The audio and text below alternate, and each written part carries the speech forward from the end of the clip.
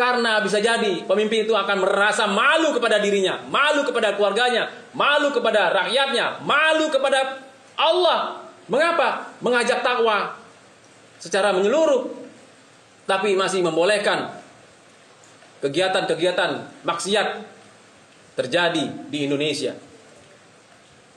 Belum lagi masalah minuman keras. Kita sama-sama tahu Allah melarang minuman khamr, minuman yang memabukkan. Jangankan satu botol, satu tetes pun dilarang oleh Allah masuk ke tubuh kita. Tapi kenyataannya ada aturan-aturan, peraturan daerah yang membolehkan minuman keras beredar di tempat-tempat tertentu. Siapa yang minum? Siapa saja yang datang ke tempat itu? Kalau umat Islam datang ke situ, minum, ya sudah. Berarti umat Islam itu minum minuman keras di sana, di tempat yang diperbolehkan oleh pemerintah. Lalu siapa yang mesti bertanggung jawab dengan ini?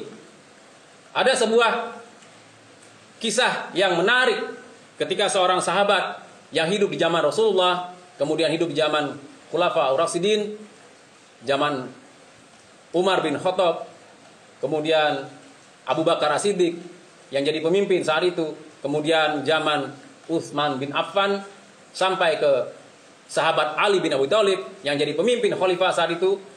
Sang sahabat tadi merasakan kepemimpinan mereka dari Rasul sampai ke Ali bin Abi Thalib dan sampai ke Bani Umayyah. Seingat saya saat itu beliau pun masih hidup, tapi suasana pemimpinnya beda.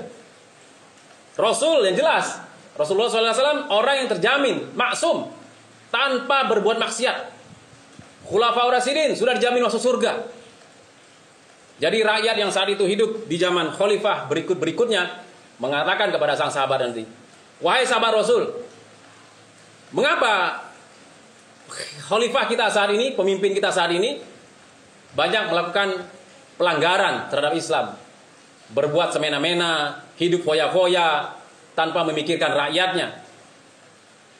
Lalu sang sahabat tadi dengan bijak mengatakan, sebelum mengatakan itu sang penanya tadi mengatakan lagi, dulu zaman Rasul, zaman Khulafaur Rasyidin, 4 sahabatnya di khalifah, mereka adil, mereka bahkan dijamin masuk surga. Mengapa ini terjadi wahai sahabat Rasul? Lalu sahabat Rasul itu mengatakan, ya inilah kenyataannya. Sekarang masyarakatnya seperti kalian-kalian ini, orang-orang yang ada di sini sekarang, yaitu orang-orang ada yang takwa kepada Allah, ada yang bermaksiat, ada yang bermaksiat diam-diam, ada yang terang-terangan. Lalu apa bedanya dengan zaman kamu wahai sahabat Rasul? Zaman kami dulu rakyatnya seperti saya ini. Beliau mengatakan kepada dirinya bahwa beliau sebagai contoh rakyatnya, rakyat yang sangat takwa kepada Allah, takut, benar-benar takut kepada Allah, hanya berani melakukan hal yang diperintah Allah. Kalau Allah larang sedikit pun mereka takut melakukannya. Seperti itu zaman kehidupan para sahabat. Maksudnya apa wahai sahabat Rasul? Maksudnya adalah selama di antara kalian masih ada yang bermaksiat kepada Allah, maka peluang pemimpin berbuat maksiat juga ada.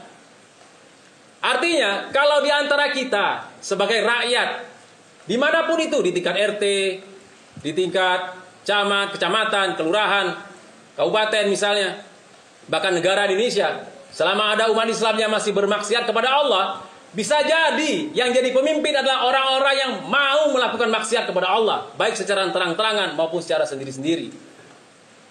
Oleh karena itu dikaitkan dengan innalil muttaqina mafaza, sungguh orang-orang yang bertakwa mendapatkan kemenangan. Maka kitalah orang-orang yang sekarang hidup zaman ini mulai melakukan perbuatan-perbuatan yang hanya diridhoi oleh Allah. Apapun posisi kita, walaupun banyak orang yang berbuat maksiat, tapi kita hindarkan diri kita dari berbuat maksiat. Walaupun risikonya kita dikucilkan, walaupun risikonya kita dianggap so alim, walaupun risikonya kita, ya kamu sekarang seperti ini, dulu kamu paling bejat, ya biarlah. Karena orang itu tahu masa lalu kita punya perbuatan-perbuatan yang melanggar aturan Allah dulu, dan kita sudah bertobat. Teruskan lakukan pertobatan itu. Kita melakukan hanya yang dilakukan, yang diperintahkan oleh Allah Subhanahu wa taala. Banyak hal yang mesti disampaikan dengan contoh-contoh sederhana. Tapi khutbah Jumat memang harus singkat disampaikan. Keprihatinan ini memang perlu kita ganti dengan kemenangan, mafaza, mendapatkan kemenangan di hadapan Allah Subhanahu wa taala.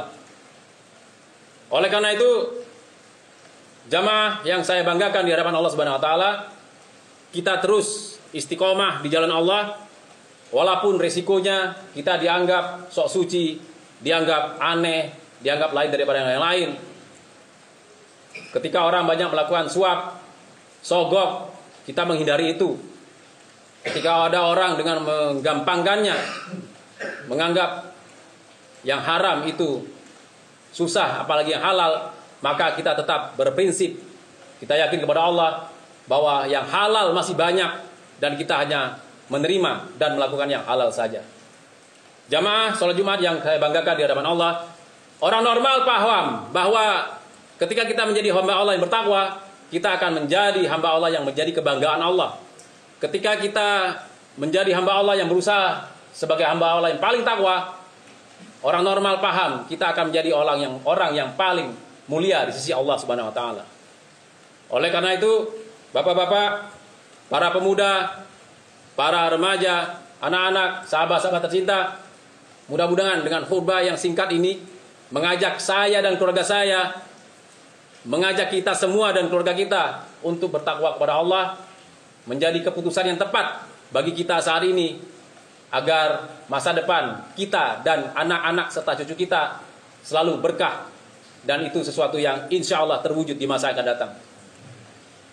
Jamaah sholat Jumat yang saya banggakan di hadapan Allah Subhanahu wa taala, bapak-bapak, para pemuda, para remaja, dan anak-anak serta sahabat-sahabat tercinta, insya Allah keputusan kita hari ini menentukan siapa kita nanti. Fastaghfiruhu innahu huwal ghafurur rahim.